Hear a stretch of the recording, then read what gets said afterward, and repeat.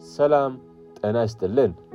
ዛሬ በክርስትና ታሪክ ውስጥ ወደ ላቀው ዓለምን ወደ ቀየረውና እጅግ አስደናቂ ወደ ሆነው የአንድ ሰው የሕይወት ታሪክ እንቃኛለን። የክርስቲያኖች ቀንደኛ ጠላት፣ አሳዳጅና ጨካኝ የነበረ ሰው እንዴት የክርስትና ታሪኩ ትልቅ ሰባኪና ጸሐፊ እንዲሁም ሐዋርያ ሊሆን ቻለ? ይህ ታሪክ የሚጀምረው ክርስትናን ከምድር ገጽ ለማጥፋት ይዘት በነበረውና ሳውል በሚባለው ሰው ነው። ፍጻሜው ግን በደማስቆ መንገድ ላይ በወረደ አስደናቂ መለኮታዊ ብርሃን ተቀየረ። ይህንን ታላቅ ታሪክ በየክፍሎቹ ከፋፍለን ወደ እናንተ የምናደርስ ይሆናል። ክፍል 1 አሁን እንጀምራለን። እስከ መጨረሻው አብራችሁ ቆዩ። የሳውል ማንነትና ቀናተኛነቱ። ሳውል የተወለደው በጠርሰስ ከተማ ነው። በትውልዱ አይሁዳዊ ቢሆንም በዘመኑ ትልቅ ክብር የሚሰጠውን የሮም ዜግነት በውልደት አግኝቷል። ይህ ዜግነቱ በሕይወቱ ውስጥ ብዙ በሮችን የከፈተለት ሲሆን በትምህርቱም ቢሆን በኢየሩሳሌም በነበረውና በታዋቂው መምህር ገማልያ እግር ስር ያደገ እጅግ የተማረ የሕግ ሰው ነበር። ሳውል ለአይሁድ እምነት እና ለኦሪት ሕግ የነበረው ቅንዓት ወደር አልነበረውም።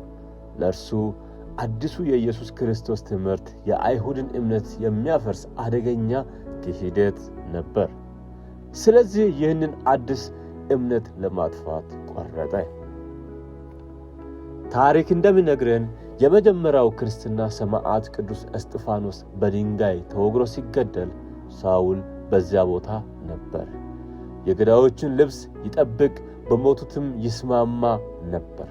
ከዚያ በኋላ ግን ሳውል በኢየሩሳሌም ብቻ አልተወሰነም። ክርስቲያኖችን እያደነ ለማሰርና ለመቅጣት ወደ ተለያዩ ከተሞች መጓዝ ጀመረ። የደማስቆ መንገድ ተአምር። አንድ ቀን ሳውል ክርስቲያኖችን በሰንሰለት አስሮ ወደ ኢየሩሳሌም ለማምጣት ከሊቀ ካህናቱ የተፈቀደለትን ደብዳቤ ይዞ ወደ አንድ ደማስቆ ከተማ ተነሳ። ጉዞ እንደቀጠለ ነው። ወደ ደማስቆ ሊቃረብ ሲል ግን በታሪክ ውስጥ ማንም ያልጠበቀው ነገር ሆነ። ቀትር ላይ ከፀሐይ ብርሃን ይልቅ እጅግ የበረታ መለኮታዊ ብርሃን ከሰማይ በዙሪያው በራ። ሳውል በድንጋጤ መሬት ላይ ወደቀ። በዚያን ጊዜ አንድ ድምፅ በዕብራይስጥ ቋንቋ እንዲህ ሲል ሰማ፣ ሳውል ሳውል ስለምን ታሳድደኛለህ? ሳውልም በፍርሃትና በመገረም ጌታ ሆይ ማነህ ሲል ጠየቀ። ድምፁም መልሶ አንተ የምታሳድደኝ እኔ ኢየሱስ ነኝ አለው። ይህ ቅጽበት የሳውልን ሙሉ ሕይወት የገለበጠ ነበር።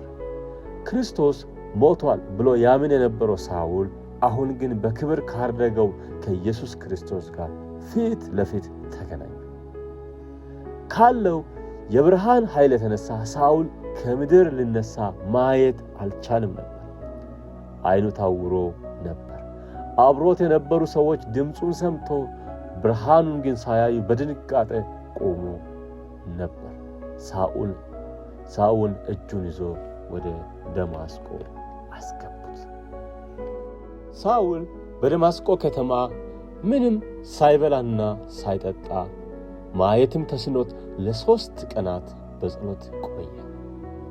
በዚህ ጊዜ እግዚአብሔር በደማስቆ ለነበረው ሐናንያን ለሚባል ደቀ መዝሙር በራእይ ተናገረው። ወደ ሳውል ሄዶ እንዲጸልይለት አዘዘው። ሐናንያ ግን የሳውል ጭካኔ ያውቅ ስለነበረ መጀመሪያ ፈርቶ ነበር። ነገር ግን ጌታ ይህ ሰው በአሕዛብ በነገሥታትም በእስራኤል ልጆች ፊት ስሜን ይሸከም ዘንድ ለእኔ የተመረጠ ዕቃ ነውና ሂድ አለው።